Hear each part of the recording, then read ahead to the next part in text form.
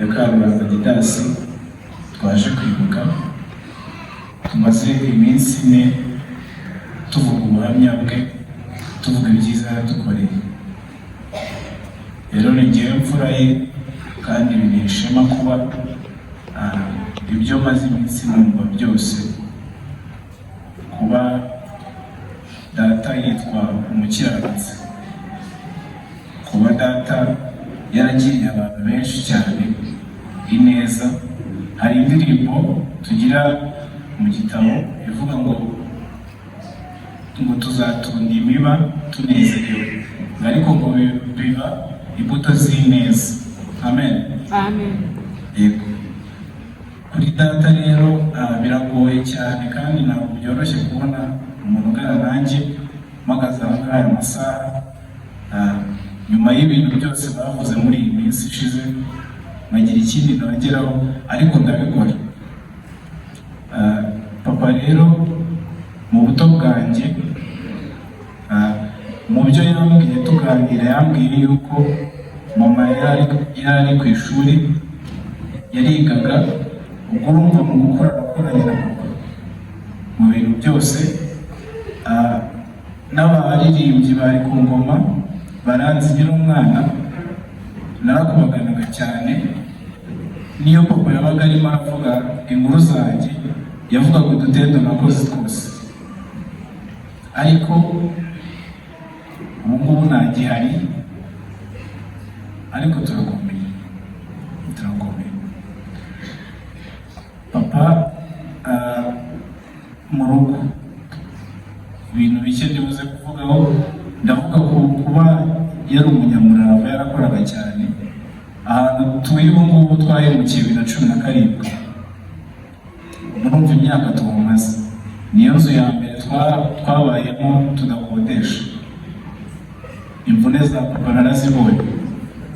Twahemukiye hari ibihenzi muri karitsiye nk'uko babivuze, amanegeka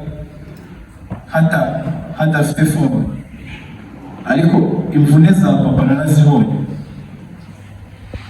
Ducukura amabuye, twikorera ibitaka, twiyubakira. Mama nawe yajyaga areka akazi akaza tugakora tugahubaka. Ubu ngubu mwageze ntabwo mwakemera yuko ukuntu twasanze ariko ari hameze. Imvune za papa narazibonye cyane kuri uwo munsi, ku buryo n'ubu ngubu iyo byibutse, ni nawe yakuriye indwara y'umugongo. Niyo byibutse ubu ngubu mba numva nyine nari kubyakira. Ikindi kintu nabyo buze kuvuga, papa yaradukundaga nk'ibisanzwe. Umubyeyi akunda umwana we, n'ijambo ry'Imana rirabivuga ngo muri beza murako muri babi, ngo abana banyu mukabaye byiza. Papa yaradukundaga guhera kuri njyewe imfura ye kugera kuri barumuna banjye. Mu rugo twavuze turi abana 5, murabona ukuntu ngana njyewe. Hagati yanjye n'uyu nguyu nkurikira Enzo harimo umwana. Rero uwo mwana yitabye Imana, nigaga mu wa 4. Noneho biba ngombwa yuko naha umugongo natashye. Ngeze mu rugo ndabyibuka, papa niwe wamubeye.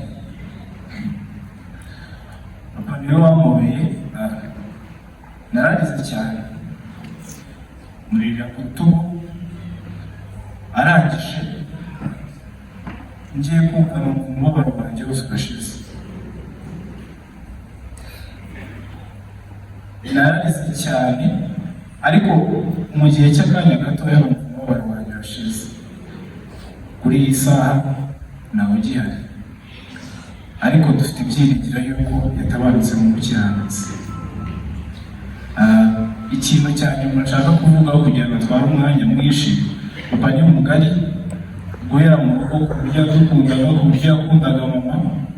Ku masabukuru yarayizihizaga yose, navuga byinshi, ariko kansoreze kuri iki kintu. Data ajya gutabaruka, hari ikintu nakoze kiramushimisha cyane, nanjye ndabibona ko yishimye. Umwaka ushize bantoreye kuba pasiteri wa ADEPR ku kigo Kagarama. Mama yaje kumusura, ahageze ndabimubwira, mama na papa nyine bafite akantu bahuje, ibintu babigira simple, ariko nyine babigize muri bwo indani nyine bikomeye.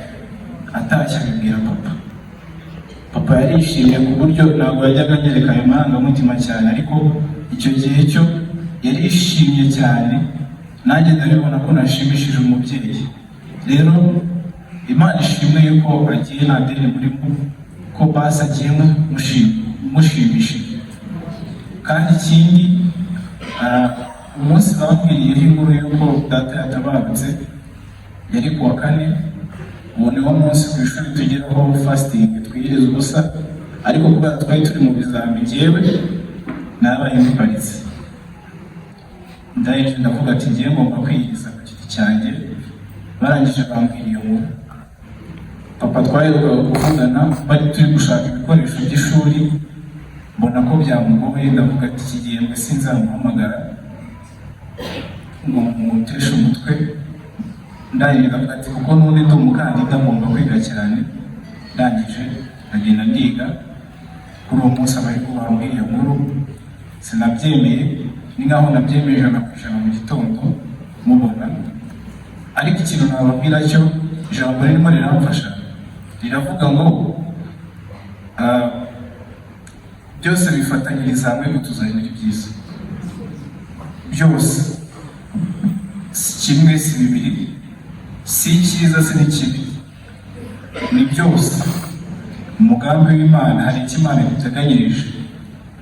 Agiye naramuhesha ishema ngo mubwire ko mukunda imbere y'abantu, ariko mama arahari. Mama ndagukunda. Kandi ikindi,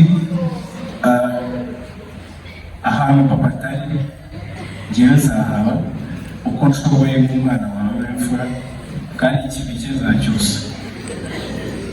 Kandi kiraho urakoze.